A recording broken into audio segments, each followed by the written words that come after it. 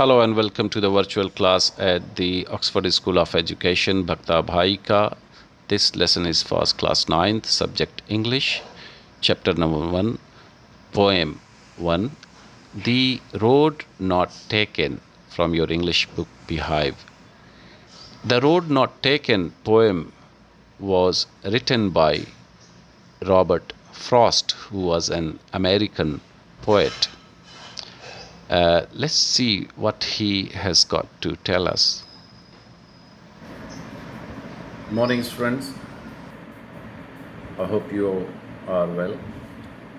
And today we're going to read and understand a poem that's from your English book Beehive, The Road Not Taken. This poem was written by Robert Frost, who was an American writer. This poem is all about making decisions, taking choices in your life. If you have to choose one thing, I'll just give you an example that you are now in class 9th, yeah? And after matric, you'll have to choose whether to go for medical or non-medical or commerce. So suppose if you have chosen medical and something went wrong, you didn't like it, halfway through, so what would you do? If you are in mid of the session, what would you do? Can you come back and correct it? No. You can only take the alternative, that will be from fresh, that will be from starting. You cannot just correct it and join together medical and non-medical. Either you finish that path, you finish that session, complete the course, and then start non-medical again, or you drop that out and next year, and if you get opportunity to jump onto the other stream, you could do that, but still you'll have to start from fresh. So one decision can change your life.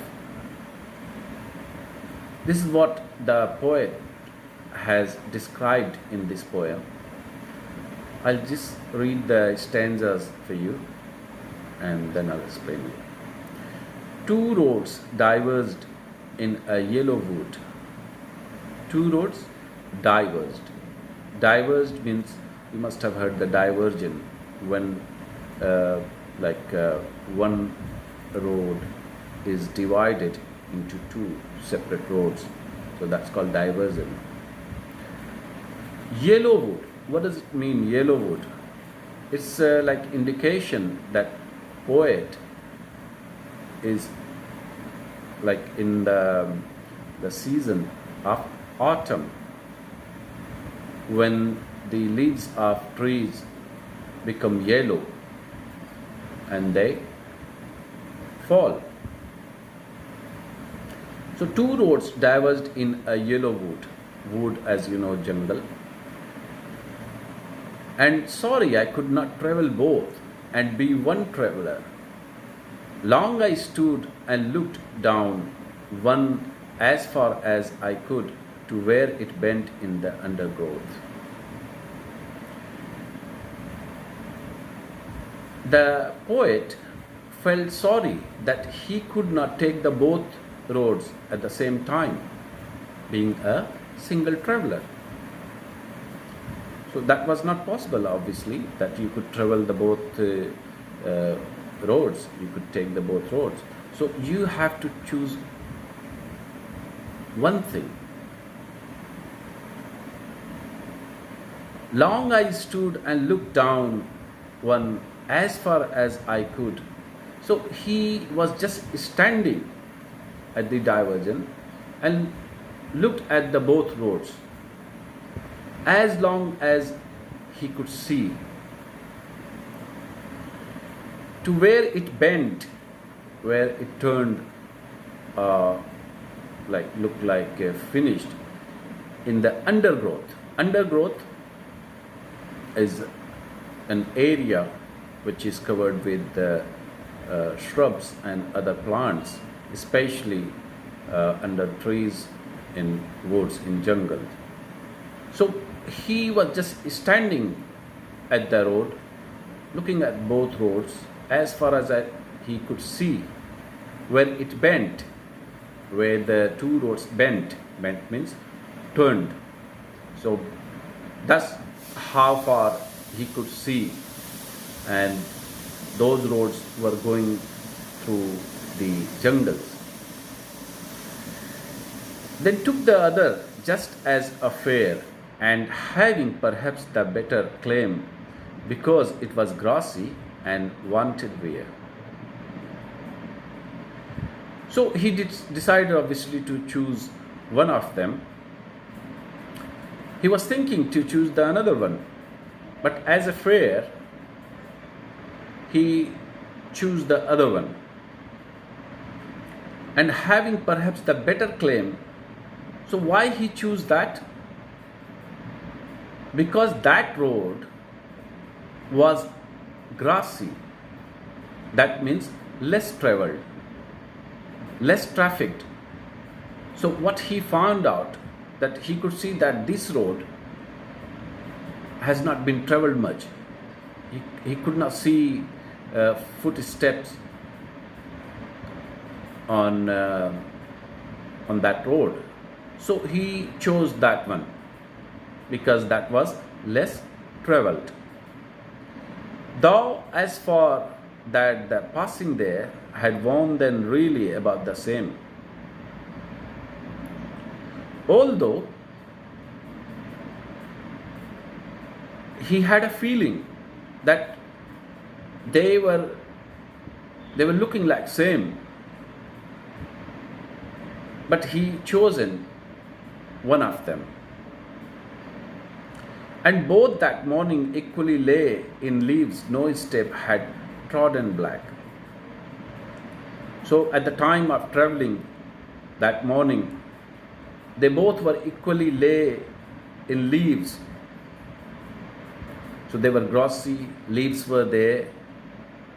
That's an indication that they were less traveled.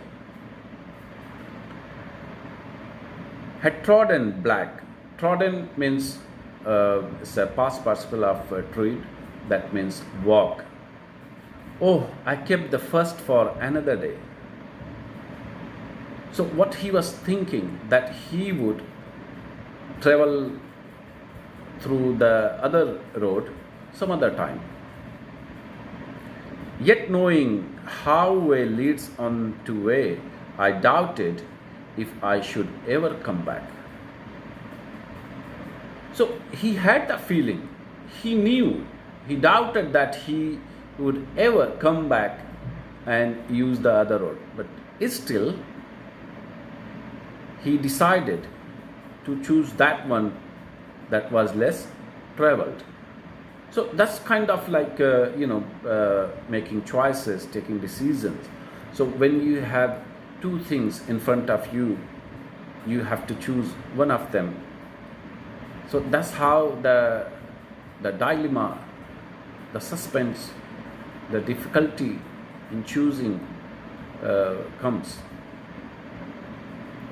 I shall be telling this with a sigh somewhere, ages and ages. Ages and ages. It's telling that very, very long time. So what he's saying, he shall be telling this, that why he chose the other path, and so he shall be telling this with sigh. Sigh means taking deep breath and showing sadness. So if something went wrong on making that decision, so he shall be telling this with sigh. Somewhere ages and ages. Hence, two roads diverged in a wood, and I took the one less traveled by, and that has made all the difference. So this the last three lines is telling much about when you are making choices, when you are taking decisions. So he is just showing his sadness that he will be telling this somewhere in ages and ages, that he had to choose one road, and he had chosen one. He had taken his decision that was less traveled, with less experience, I would say, because when you talk about the making choices or taking decision in your life, in anything, so if you have had less experience in that, so you might just think that maybe it could be better than the which you already knew, and that has made all the difference. So this thing, taking decision, whether right or wrong, obviously will make all the difference. I hope you understood it well. It's quite nice, really. And if you just spend some time, go into details what the poet is trying to describe here, what he's trying to say, then you would really love it. Alright, don't forget to make your notes, any difficult word which you would like to discuss with me in the online class. Alright, see you in the online class. Have a good day ahead.